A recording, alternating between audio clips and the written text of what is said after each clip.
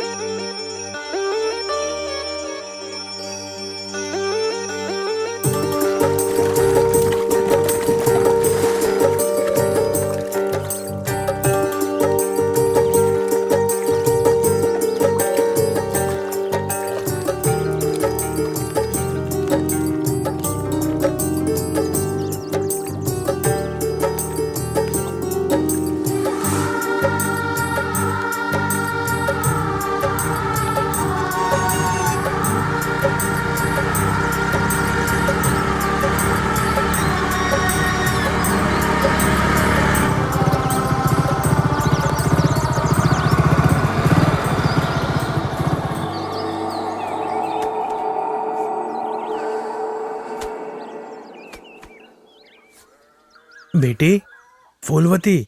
हाँ, क्या हुआ पिताजी? कुछ नहीं, रुक, मैं आता हूँ। दरअसल बात कुछ खास नहीं है बेटी। लड़के वाले जो तुझे देख कर गए, उसके बाद उन लोगों से कब मंगनी करने के लिए आ रहे हो, शादी की तारीख कब की रखें, ये फोन में पूछा तो वो लोग सही से कुछ बता नहीं रहे हैं। दूसरे लड़के वाले भी हैं, वो भी रिश्ते की बात करना चाहते हैं, लेकिन समझ में नहीं आ रहा उन्हें क्या जवाब दूं। बेटी, कल रास्ते में आते समय हमारे गांव का वेटनरी डॉक्टर मुझे मिला था।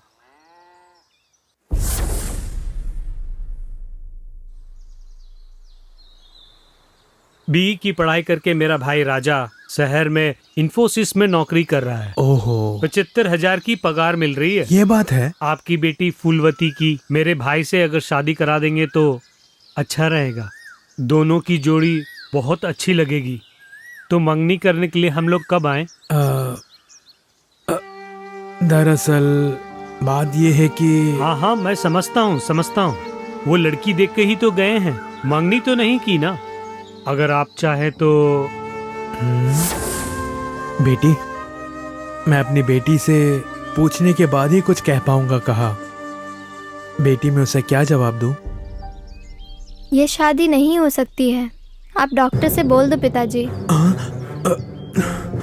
बेटी, ये तू क्या कह रही है? पिताजी, वसंत जब मुझे यहाँ देखने के लिए आए थे, उसी पल मैंने, यही मेरे पति हैं, अपने मन में ऐसा फैसला ले चुकी हूँ। और अब ये फैसला अगर मैं भी चाहूँ तो उसे बदल नहीं पाऊंगी पिताजी। बेटी, वैसे तू सही कह रही है बेटी। वसंत हर तरह से तेरे लिए बिल्कुल योग्य है, लेकिन फिर भी जब से तुझे देख कर गए, तब से अभी तक उनके पास से कोई जवाब नहीं आया। ये बात मुझे भी समझ में नहीं आ रही, लेकिन फिर भी वसंत के साथ मेरी शादी जरूर होगी पिताजी। बेटी, ये तू इतने दावे के साथ कैसे कह रही है? तू शीघ्र ही चंगी हो जाएगी। प्रभु ने ऐसा मुझे वचन दिया है पिताजी। प्रभु वचन से बदलते नहीं हैं। मेरे जीवन में हरियाली लाकर वो श्रेष्ठ बनाएंगे पिताजी। बेटी। हाँ पिताजी, प्रभु के इस वचन पर मुझे पूरा विश्वास है पिताजी, और मेरा ये विश्वास निश्चय ही मेरा कार्य सफल करेगा।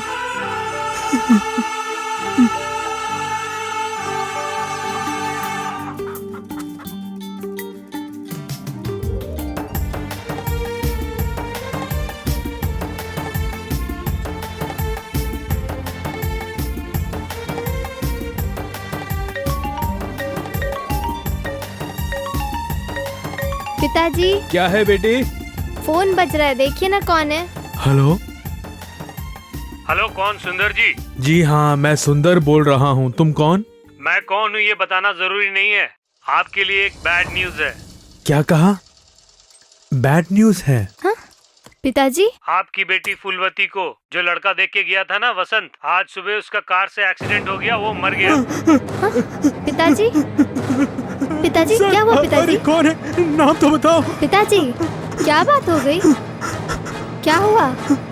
बेटी, बेटी, कितने प्यार से तुझे पाला पोसा। पिताजी आखिर हुआ क्या ही, कुछ तो बताइए। तेरे साथ ही ऐसा होना था क्या? पिताजी आखिर बताओ ना, हुआ क्या? बेटी, तुझे जो वसंत लड़का देख कर गया था ना, आज सुबह सवेरे कार से उसका एक्सीडेंट हो गया, वो मर गया। पिताजी मैं विश्वास नहीं करूंगी, उन्हें कुछ नहीं हुआ होगा। बेटी, मैंने कहा ना उन्हें कुछ नहीं हुआ होगा, क्योंकि तू शीघ्र चंगी हो जाएगी, इस प्रकार से प्रभु ने मुझे वचन दिया है पिताजी। बेटी, वो अपने वचन से नहीं बदलते हैं पिताजी। हाँ पिताजी, प्रभु के वचन के ऊपर मैंने जो विश्वास रखा है वो झूठा नहीं है। बेटी, वसंत के साथ मेरी शादी कराकर वो हमारे जीवन में हरियाली जरूर लाएंगे। प्रभु हमेशा भला कार्य ही करते हैं। बेटी, सुनिए। नमस्ते। नमस्ते। आइए। समधन जी, आपका लड़का वसंत? वो एकदम अच्छा है, आपके बेटी के ख्यालों में रहता है। आपके लड़के के बारे में अचानक से इसलिए पूछ रहा हूँ कि अभी कुछ देर पहले ही किसी का फोन आया था। मैं बाहर खड़ी रहकर सब सुन रही थी। गांव में महेश नाम का एक लड़का है और बचपन से ही वसंत और उसके बीच पढ़ाई हो या खेल हमेशा स्पर्धा रहती है। ये बात है। और ज्यादातर वसंत ही पहले नंबर पर आता है। और ये जो महेश है, ये वसंत से खूब जलता है। ओहो। और उसी जलन के कारण वसंत की ये शादी कैसे होगी मैं भी देखता हूँ, इस प्रकार से बोलकर उसने अपने दोस्तों से चैलेंज किया है। और उसी ने हो ना हो ये शरारत की। समधन जी, अब कहीं जाके मेरे मन को तसल्ली हुई। अच्छा ठीक है। अच्छा, जब से आप मेरी लड़की को देखकर गए उसके बाद मैंने कई बार समधी जी को फोन किया, उन्होंने क्यों सही से कोई जवाब नहीं दिया। लड़की देखने के अगले दिन मेरे हस्बैंड बाथरूम में स्लिप हो गए। हाँ? कमर में चोट आ गई, हॉस्पिटल में एडमिट किया। कल ही हम उनको घर लेकर आए। अगर ये बात बताई तो शादी के वक्त ये अपशगुन कहलाएगा। ऐसा आप ना सोचे, इसलिए हमने बताया नहीं। ये आप क्या कह रही हैं? अपशगुन जैसी बेकार की बातें, ये सब अंधविश्वास है। अब जाके मेरे मन को तसल्ली हुई। अच्छा ठीक है, अगले गुरुवार के दिन मंगनी करने आएंगे और अगले महीने शादी रख लेंगे। आप क्या कहते हो? सुन के अच्छा लगा, जैसा आप चाहें। ये सब तो ठीक है, हम लोगों की तरफ से आपकी क्या अपेक्षाएं हैं? प्रभु के वचन के ऊपर अटूट विश्वास रखने वाली तुम्हारी बेटी से भी ज्यादा दहेज के मेरे लिए कोई मायने हैं?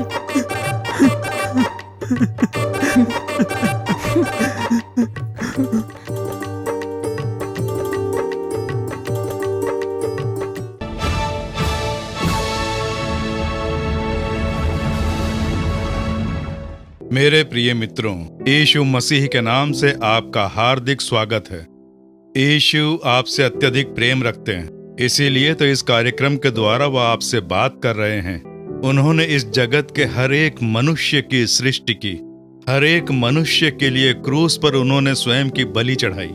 इसीलिए वो सबसे प्रेम करते हैं, आपसे भी वो प्रेम करते हैं। आपसे वो बात कर रहे हैं, आपके लिए भी आज वो चमत्कार करेंगे, क्योंकि आज आपको भी चमत्कार की आवश्यकता है। हाँ मेरे प्रिय मित्रों, आज आपके जीवन में कोई धोखाधड़ी, कुछ असफलताएं जो कभी सोचा नहीं, वैसे आपके जीवन में घटने वाले कुछ दुखी कार्य जिनसे आपके मन को ठेस पहुंची है, डर पैदा कर दिया है कि मेरा जीवन बस खत्म हो गया, अब मेरे जीवन में कुछ भी नहीं, समय बीत चुका है, अब कुछ नहीं होगा। वैसी परिस्थिति में आप ये बात सुन रहे होंगे, या मेरे बच्चे का जीवन खत्म हो गया, अब कुछ नहीं हो सकता, अब भला क्या कर सकते हैं। ऐसे दुखी होकर ये आप सुन रहे होंगे, आपको प्रभु एक बहुत ही अद्भुत वचन दे रहे हैं। यशाया 58वें अध्याय के 8वें वचन में, तो शीघ्र चंगा हो जाएगा। प्रभु कह रहे हैं, मेरे पुत्र, और तो शीघ्र चंगा हो जाएगा। मेरी पुत्री, और तो शीघ्र चंगी हो जाएगी। कोई चंगाई नहीं है, जीवन आंसुओं से भरा है, निंदाएं, अपमान, धोखाधड़ी। नहीं, अब तुझे एक सुखी जीवन मिलेगा। प्रभु ने तुम्हारे लिए रखा है, क्योंकि शीघ्र तुम्हारा दुखी जीवन चंगा होने वाला है। अब कहां से होगा, सब सूख गया है, अब कोई चंगाई नहीं मिलेगी, जीवन खत्म हो गया ऐसा सोच रहे हैं। सूखे वृक्ष को भी परमेश्वर हरा कर देते हैं। वही है यीशु मसीह। वो कर सकते हैं जिसे आप असंभव समझते हैं, वो संभव कर देते हैं। इसलिए अवश्य तुम्हारे जीवन को चंगाई शीघ्र प्राप्त होगी। आप विश्वास रखें, यीशु का सामर्थ्य और उनके प्रेम पर विश्वास रखें। उन्होंने आपके लिए अच्छा जीवन रखा है, ये विश्वास रखें। एक सुखी जीवन देने वाले हैं, इस पर विश्वास रखें। और वो शीघ्र होने वाला है, इस पर विश्वास रखें। और तो शीघ्र चंगा हो जाएगा, ऐसा प्रभु कह रहे हैं। एक बार मैं विदेश में सुसमाचार के प्रचार के लिए गया हुआ था। वहां एक बेटी से मेरी और मेरी पत्नी की मुलाकात हुई। तमिलनाडु की रहने वाली बेटी, उसके माता पिता उसकी विदेश में रहने वाले एक लड़के के साथ उसकी शादी करवा देते हैं। वो परिवार भी तमिल वाला ही था, दोनों तमिलनाडु के। उन्होंने मुझसे कहा था, इसलिए मेरी बेटी ने नर्सिंग किया है, बहुत ही सुंदर बच्ची, बेटी की पढ़ाई पूरी हो गई है, ऐसा उन्होंने कहा। तो मैंने सोचा चलो बच्ची का जीवन आशीर्वादित रहेगा, और मैं गया। वो भी मसीही परिवार, भक्ति भाव वाले, इसलिए उनकी शादी हुई और उन्होंने अपनी बेटी को विदेश भेज दिया। वहां जाने के बाद पता चला कि उस लड़के का किसी और लड़की के साथ भी संबंध है। इसलिए इस लड़की से न कभी प्रेम किया, ना ही उसे पत्नी समझा। एक दिन भी उन्होंने पति पत्नी बनकर घर नहीं चलाया। एक दूसरा देश, अकेलेपन की परिस्थिति, सास के बिना, ससुर के बिना वो अपने घर से बाहर भी नहीं जा पाती थी। बस साथ में चर्च ले जाते और ले आते। वो लड़का इस लड़की की तरफ देखता भी नहीं था। 1 साल तक अकेले में वो प्रार्थना करती रही, प्रभु बदलेंगे बदलेंगे सोचकर। इसमें 1 साल बीत गया। इसी तरह 2 साल बीत गए। हम हर साल जब भी वहां जाते तो उस बेटी से जरूर मिलते। उसके आंसू सारे दुख दर्शा देते। अब क्या करूं, जीवन पूरी तरह से खत्म हो चुका है। उसके बाद उसके माँ बाप से बात की कि तुम्हारी बेटी वहां जी नहीं पा रही है, उसका किसी और लड़की से भी संबंध है। इतना ही नहीं, उस पर अब भरोसा भी नहीं रख सकते। ऐसे में ये बेटी कैसे अपना जीवन जी पाएगी?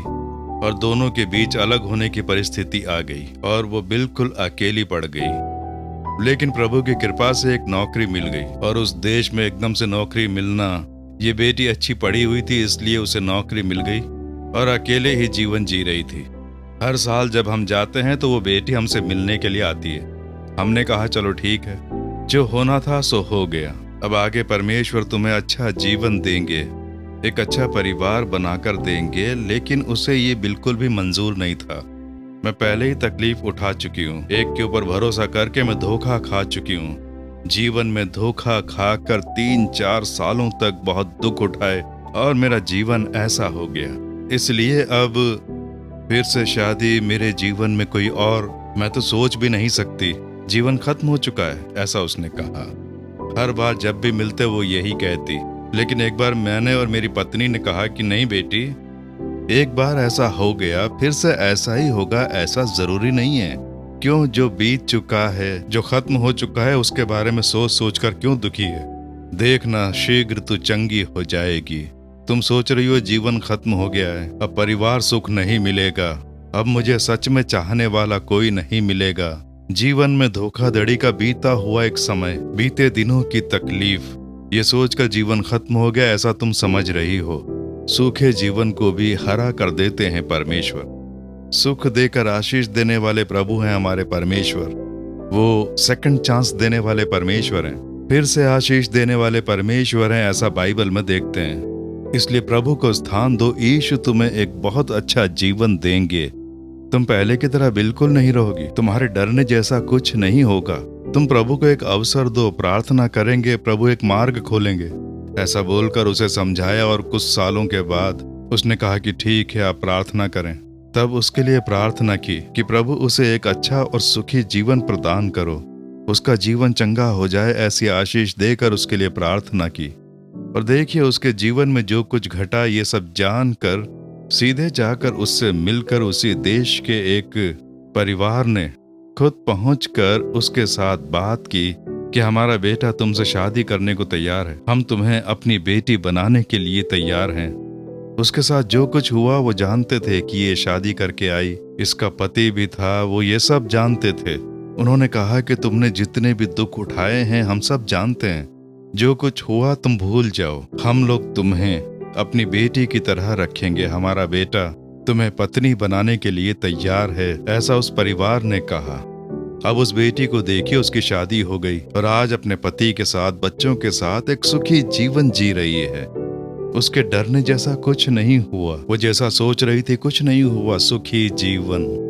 पिछली असफलता, पिछली धोखाधड़ी, पिछली वेदनाओं को देखकर आप डर के न रहें, कहीं ऐसा फिर से ना हो जाए, फिर से धोखा मिलेगा सोचकर रोए नहीं। प्रभु कह रहे हैं कि शीघ्र तू चंगा हो जाएगा।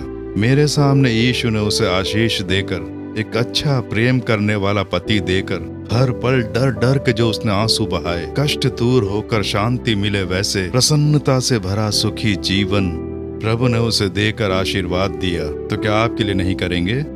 आपकी बेटी के लिए नहीं करेंगे? आपके परिवार वालों के लिए नहीं करेंगे? करेंगे।